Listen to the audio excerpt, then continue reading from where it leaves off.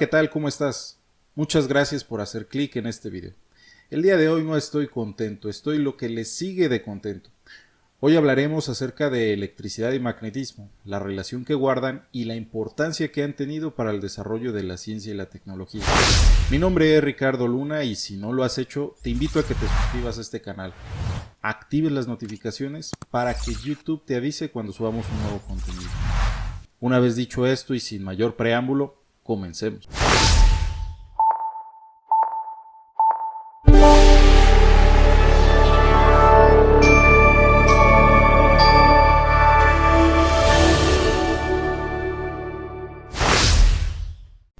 En el universo existen 4 fuerzas fundamentales.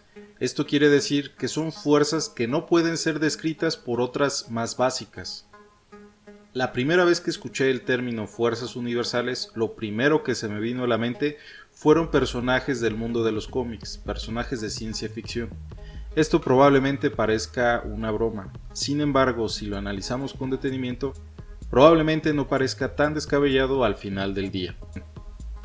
A medida que entendemos de mejor manera estas fuerzas fundamentales, tenemos un mayor control sobre el mundo que nos rodea.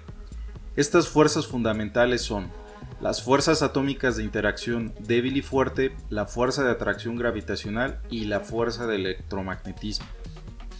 Piénsalo bien, los grandes avances científicos y tecnológicos que ha registrado la historia de la humanidad han sido en buena medida gracias a que tenemos un mejor entendimiento de estas fuerzas fundamentales. En el caso particular del electromagnetismo, gracias a que entendemos de mejor manera esta fuerza fundamental, es que podemos hacer uso de la energía eléctrica en nuestras casas. Podemos hacer uso de telecomunicaciones, señales de radio, señales de microondas y más recientemente, dispositivos que hacen posible un proceso de transhumanización, como podrían ser el uso de prótesis biotrónicas o más recientemente el tan controvertido Neuralink de Elon Musk.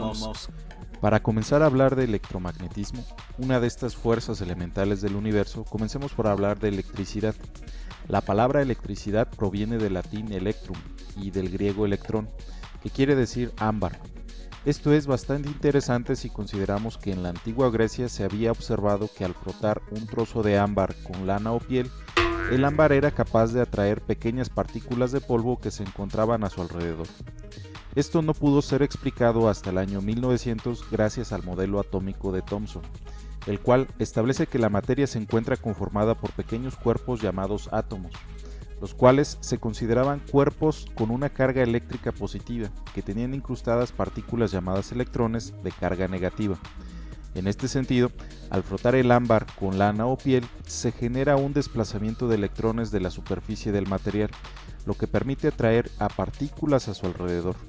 Esto mismo lo hemos observado probablemente de niños al frotar un globo o un peine con el cabello. De esta forma generamos carga electrostática y podemos atraer trozos de papel al peine o al globo. En este sentido entendemos como electricidad a cargas en movimiento. Por otro lado, al hablar de magnetismo, debemos referirnos a la antigua ciudad griega de Magnesia, en donde se encontraban las llamadas piedras de magnesia que incluían la magnetita.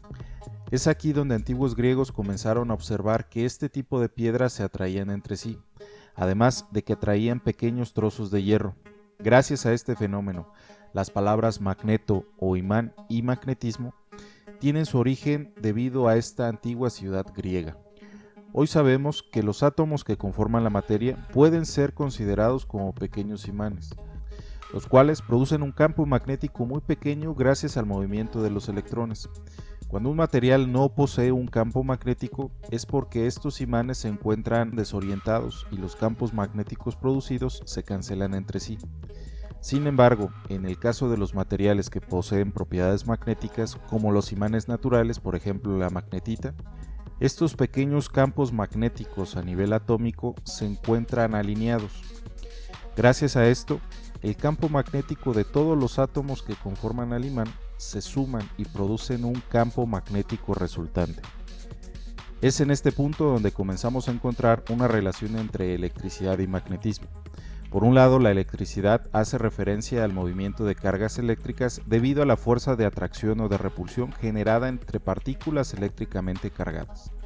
Por otro lado, en la materia, gracias al movimiento de las cargas eléctricas generamos un campo magnético. Esto es algo muy importante a tomar en cuenta, ya que este proceso es completamente reversible.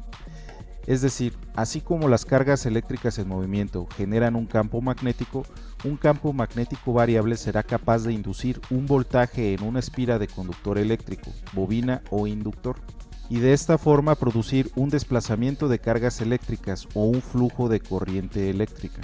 Por cierto, la bobina o inductor es un elemento pasivo en circuitos eléctricos y en el canal hay un video donde hablamos acerca de ello y de su principio de funcionamiento. Si no lo has visto aún, te dejo la liga por aquí para que vayas a verlo. Bien, regresando a la electricidad y el magnetismo, debido a que un campo magnético variable que pasa por una bobina induce un voltaje o diferencia de potencial eléctrico en el inductor, gracias a esto es que generamos energía eléctrica, ya que las plantas generadoras tienen máquinas eléctricas que poseen imanes en movimiento. Esto permite generar una conversión de energía mecánica a energía eléctrica. Esta máquina eléctrica, al hacer girar imanes para producir un campo magnético rotatorio, permite finalmente generar energía eléctrica.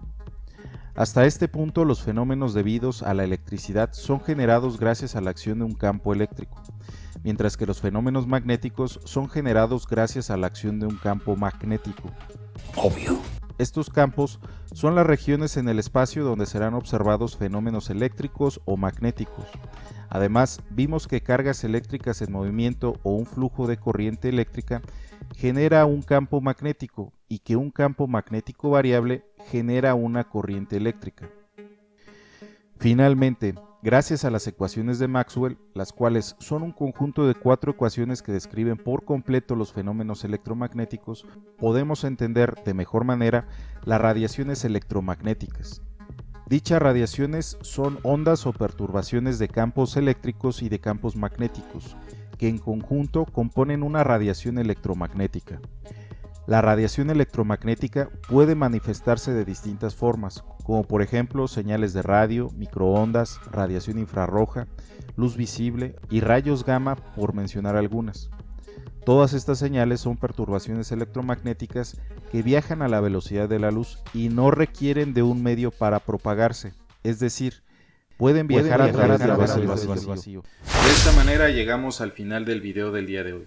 Muchas gracias por haber llegado hasta este punto. Me gustaría leerte en la caja de los comentarios y conocer tu opinión acerca de la electricidad y el magnetismo y su contribución para los grandes desarrollos científicos y tecnológicos que hemos experimentado en los últimos años.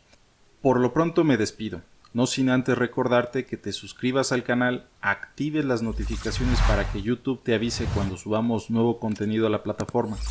Finalmente, si el contenido fue de utilidad, ayúdanos compartiendo el video con tus contactos para que le ayude a otras personas. Mi nombre es Ricardo Luna y yo te veo en un siguiente programa. Hasta pronto. Bye.